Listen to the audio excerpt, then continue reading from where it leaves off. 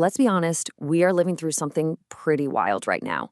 Generative AI is popping up everywhere, in every industry, but the whole landscape, it's complex, it's moving incredibly fast, and frankly, it can be a little overwhelming. So, that's what we're going to do today. We're going to dive in and build a clear, strategic framework to help you make sense of it all. I mean, these are the questions keeping people up at night, right? It feels like every single week there's a new model, a new platform, a new game changer. So the goal of this explainer is simple: to give you that mental map you need to cut through the noise, navigate these choices, and find the tools that are actually right for your business. So here's our roadmap.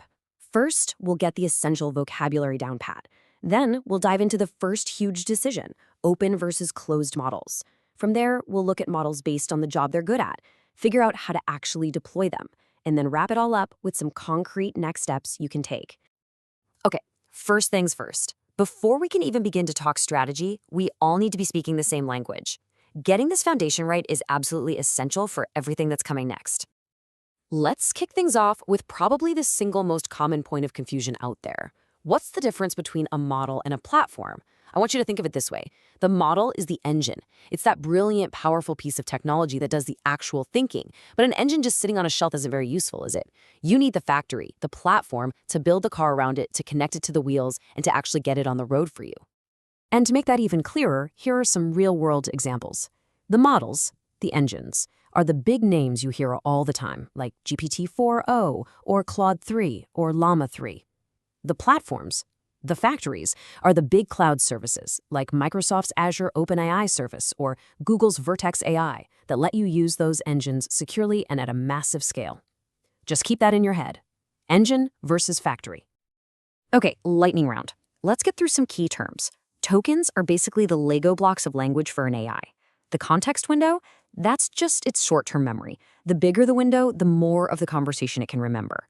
Hallucination, you know this one. It's when an AI just confidently makes stuff up. And the transformer architecture, all you need to know is that it's the revolutionary tech that makes all of this incredible stuff possible.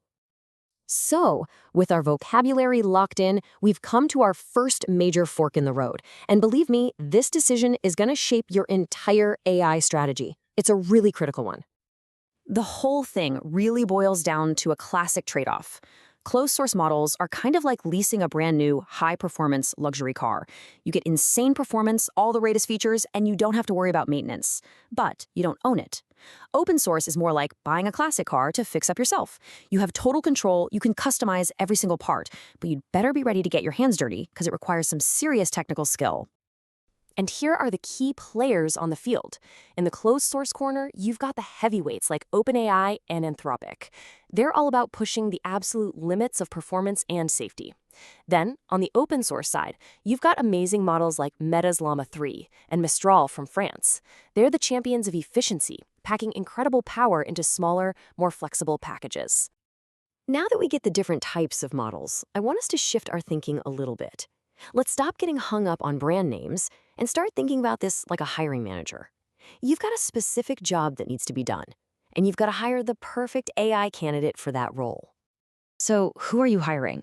If you need a brilliant generalist who can reason through almost anything, you're looking at the GPT series.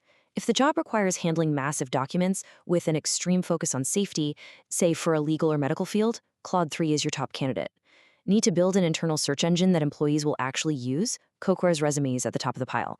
And if you just need a fast, efficient worker for a quick task, Mistral is your go-to hire. And of course, we can't forget that this isn't just about text anymore. The real frontier here is multimodal AI, models that can see, hear, and speak.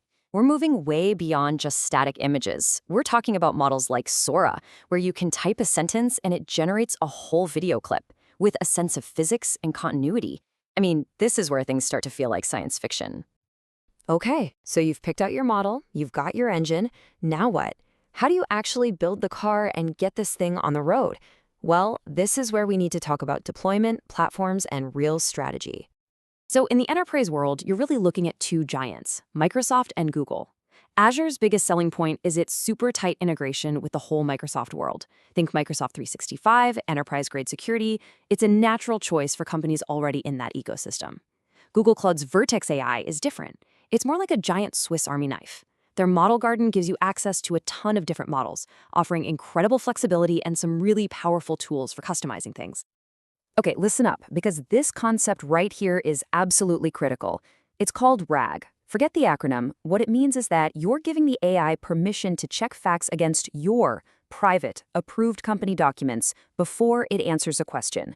This is the single most important technique for grounding your AI in reality, reducing those crazy hallucinations, and making it truly useful and safe for your business.